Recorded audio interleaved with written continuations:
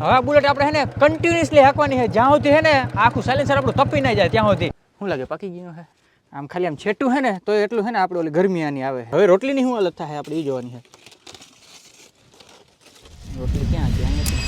રામ રામ ડેર અને કેસુર king shorts ઉપર વરી પાછો આપણે એક એક્સપેરિમેન્ટ વિડીયો લઈ આવ્યા અહીં. આગલા એક્સપેરિમેન્ટ વિડીયોમાં તમે ઘણો બધો સપોર્ટ દેખાડ્યો અને આજે આપણે એક્સપેરિમેન્ટ કેના ઉપર કરવાના છે? બુલેટ ઉપર કરવાના છે. તમને બધાને ખબર ને ભાઈ બુલેટ ગાડી કેવી ગરમ થાય. તમે આને ખાલી થોડીક વાર હકાલી લો ને તો આગના ગોલા બરસાવવા માંડે એવી ગરમ થઈ જાય. અને ખાસ કરીને આનું સાયલેન્સર આ તો કાયદેસર રીતે એક પ્રકારની ભઠ્ઠી જ છે. મને નથી લાગતું કે બુલેટ સિવાયની કોઈ ગાડી એટલી હજી ગરમ થતી હે ને તમે આને બહુ જાજી એવી હે ને ગરમ કરી નાખો ને બહુ જાજી એવી ભગાડી નાખો ને હકાલી લ્યો ને તો આનું સાયલેન્સર એ રાતું ચોર થઈ જાય. અને જો તમે નવા નિહાર્યા હો અને આની ઉપર જો તમારે ભૂલથી હે ને તમારું બૂટ કે ચંપલ રહી ગયું હોય ને તો ઓગરવા માંડે એવું ગરમ થઈ જાય. તો આજે આપણે ટ્રાય કરવાના હે આટલું હજુ ગરમ થાય છે તો આની ઉપર આપણે ખોરાક પકાવી શકાવાના કે નથી પકાવવાના એ આપણે એક્સપેરિમેન્ટ જોવાનો છે આજના વિડીયોમાં. પણ વિડીયોમાં આગળ વધીને પહેલા ચેનલ જરીક સબસ્ક્રાઇબ કરી નાખો, ફટાફટ કમેન્ટ કરતા હોજો તમારે આ ટાઈપના કન્ટેન્ટ જોતા હોય તો. પણ આપણે કઈ વસ્તુ પકાડવાના છે તમે થંબનેલમાં જોયું ઈ ના ભાઈ ના આપણે હિન્દુના દીકરા છે આપણે એવું માંસ મટન આપણે કોઈ દી ખાવાનું ના હોય. આપણે આપણો દેશી ખોરાક જ આની ઉપર આપણે પકાવવાના છે. કયો છે દેશી ખોરાક? દેશી ખોરાકમાં ભાઈ જો આપણે ઘેરથી હે ને રોટલી હે ને બનાવીને તૈયાર લઈ આવ્યા હતા જેવા ખાલી આની હેકવાની જ છે.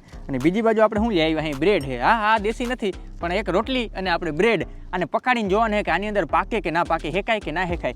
પણ ડાયરેક્ટ આની ઉપર આપણે મૂકી દેવું ના ભાઈ ને આપણું સાયલેન્સર બહુ જાજુ ગંધારીનું હોય. આની ઉપર આપણે હે ને એલ્યુમિનિયમની ફોઇલ વીંટવાના છે. પછી એના ઉપર રોટલી ને બ્રેડ રાખ્યું ને પછી માથે બીજી એલ્યુમિનિયમની ફોઇલ હે ને આપણે વીંટાડી દેવાના છે. પણ એલ્યુમિનિયમની ફોઇલ જ શું કામ? કારણ કે એલ્યુમિનિયમની ફોઇલોની જરીક ગરમી વધારે સંગ્રહ કરી શકે એટલે આપણે એલ્યુમિનિયમની ફોઇલનો જ ઉપયોગ કર્યો. બાકી પ્લાસ્ટિક રાખો તો એ તો જરીક વારમાં ઓગળી જવાના છે. હાલો ફટાફટ આપણે એલ્યુમિનિયમની ફોઇલ વીંટી નાખી. પહેલા એલ્યુમિનિયમ ફોઇલ આપણી આવી ગઈ છે અને આની આમે આજુબાજુ છે ને થોડી વીંટાડી નાખીએ આપણે.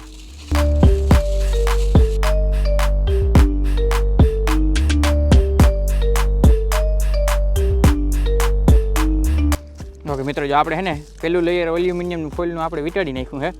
આની ઉપર આપણે હે ને રોટલીનું લેયર લેવાના છે. જો આપણે ઘેરથી રોટલી લઈ આવ્યા હતા ચોટી ના જાય તો સારું. ये रही हमारी रोटी, इसको मैं यहाँ पे रख देता हूँ. ઠીક છે. પછી આપણે આની અંદર છે ને થોડુંક છે ને તેલે લગાડી દઈએ એટલે છે ને બહુ વાંધો ના આવે. તેલની ડબ્બી ભેગી જ લેવા તો યાર હું બધું ભેગું લેવું પડે યુટ્યુબ બનાવવા માટે તો થોડુંક તેલ આપણે લગાડી દઈએ. જોકે તેલ પહેલાં લગાડવાનું હોય ને એલ્યુમિનિયમની ફોઇલ પહેલાં પણ વાંધો નહીં આવેલું બીજું હું. હવે છે ને આપણે બ્રેડ લગાડી દઈએ એની ઉપર. બ્રેડનું પેલું લેયર જ આપણે લઈ લઈએ. બ્રેડ ઉપર તેલ લગાડાય કે ના લગાડાય મને ખબર નથી. એમને જીકું હું બે બાજુ લગાડી દઉં. એક કામ કરું જોકે ઘી લગાડવાનું પણ ઘીની કિંમત બહુ જાજી હોય એટલે આપણે ઘી નહીં લગાડીએ. હવે કોઈ ખોટું કોમેન્ટ નહીં લખ્યો ભાઈ કેસુર કિંગ બ્લોગ ચોકડી કેસુર કિંગ કુકિંગ. હાલો રીતના આવી રીતના છે ને આપણે બે લગાડી દો. આની માથે એલ્યુમિનિયમ ફોઇલ વીંટી નાખું. વારા બારાને ભાઈ બધું લઈ લો ફટાફટ.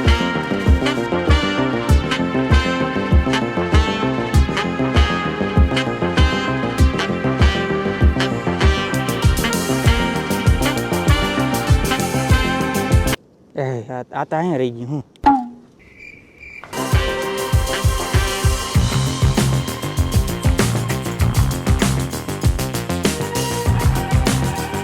ભાઈ જેમ તેમ કરીને છે ને આપણે એલ્યુમિનિયમ ફોઇલ આપણે વીંટી છે.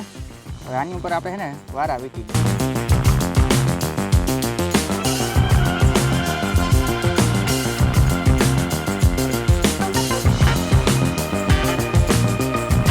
સક્સેસફુલી ભાઈ આપણે આની અંદર એક રોટલી મૂકી દીધી છે, એક બ્રેડ મૂકી દીધું છે તેલ લગાવીને અને એની ઉપર જે આપણે એલ્યુમિનિયમ ફોઇલ વીંટી દીધી છે અને આ જો આ વારો બાંધી દીધો છે. હવે આપણે બુલેટને ચાલુ કરી અને આને જરી ગરમ કરી.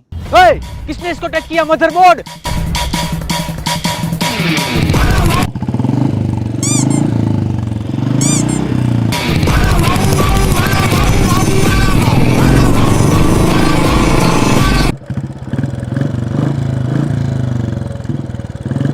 હવે બુલેટ આપણે હે ને કન્ટિન્યુઅસલી હાંકવાની છે જ્યાં સુધી હે ને આખું સાયલેન્સર આપણું તપી ના જાય ત્યાં સુધી. હાલો જરીક આપણે આને વધારે ફેરકી મારી એટલે વેલેરું ગરમ થઈ જાય. Let's go.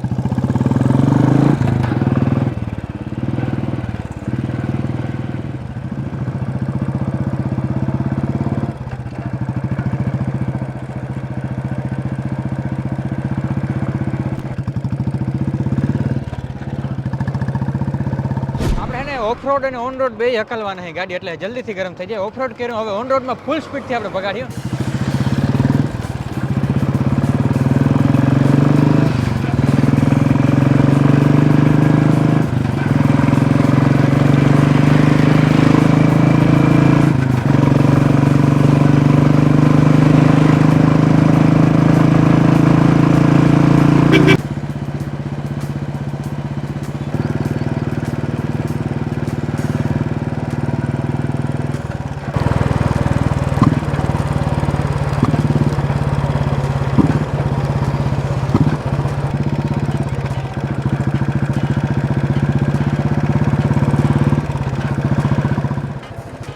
હાઈવે રોડ વરી પાછો આપણો છે ને વયો ગયો છે અને હવે આપણે વરી પાછો ને ઓફરોડિંગ લેવાને જાવ.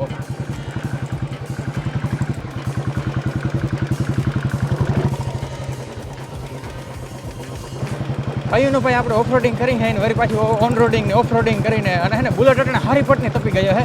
સાયલેન્સર એવું તપી ગયું મને લાગે છે. હવે ઘેર જઈને આપણે ખોલી કે આ કેટલું તપ્યું હશે. ફાઇનલી ભાઈ ઘેર આપણે પૂગી ગયા છે. લગભગ 35-38 કિલોમીટરનું આપણે છે ને અંતર કાપ્યું છે અને ગરમતા થઈ ગયું હારીપટનું.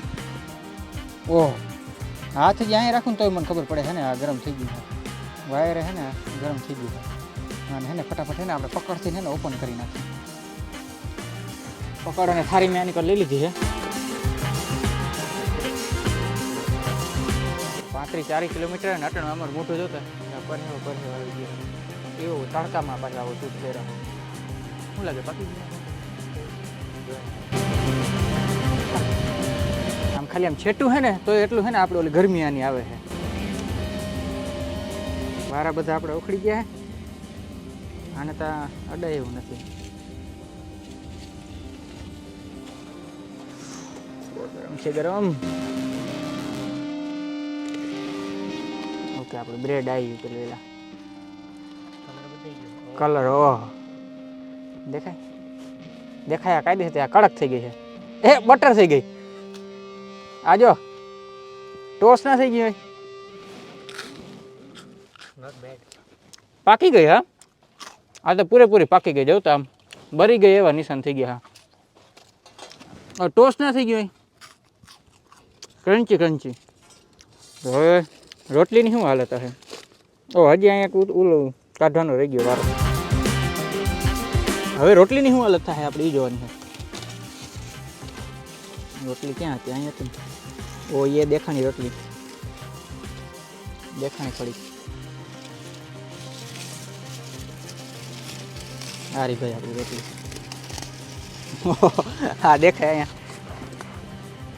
ઓ મારો હાથ ભરી ગયો. ઓ ભાઈ ચોટી ગઈ છે.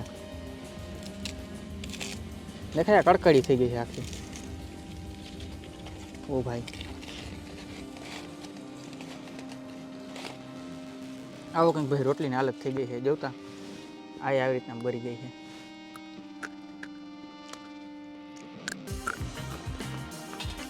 આ હે ને ઉપર બાજુ કાચી રહી ગઈ છે ને આ બાજુ બરી ગઈ છે. એટલે આપણે એકદમ પ્રોપરલી રીતે તો નથી પકાવી ગયા પણ જ્યાં બરી ગયું છે ને ત્યાં બહુ જાજુ દાજી ગયું છે. કારણ કે આનું ટેમ્પરેચર છે ને 200 ડિગ્રી સેલ્સિયસ સુધીનું હોય ને આપણે પકાવવા માટે કેટલું જોઈએ છે 300, 350, 400 ડિગ્રી સુધી હોય. આપણે બહુ જાજી હાઈકી ને એટલે એટલું હજુ થયું છે પણ આ ઇનપ્રોપર છે. જોયું એકદમ પ્રોપર વેમાં નથી પાક્યું છે.